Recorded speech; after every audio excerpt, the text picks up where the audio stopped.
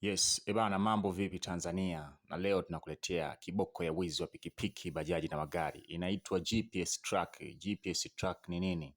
Hichi ni kifaa maalum kabisa cha teknolojia ambacho kinatumika kukiweka katika mfumo wa wiring za magari, pikipiki au bajaji kwa malengo ya kutraki chombo hicho cha moto mahali popote kinapokwenda. Uzuri ni kwamba kupitia GPS Track unayoiona mbele yako utakuwa na uwezo wa kutrack chombo chako cha moto kokote kinakokwenda, mtaa kilipo, speed inayotembea, na kila kinapozimwa na kuwasha utaona. Na sio hivyo tu, bado utakuwa na uwezo wa kuzima chombo hicho cha moto kwa kutumia simu yako ya mkononi.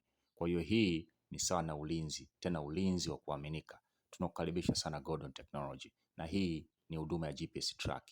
Karibu sana Gordon Tech, Gordon Technology. Ciao.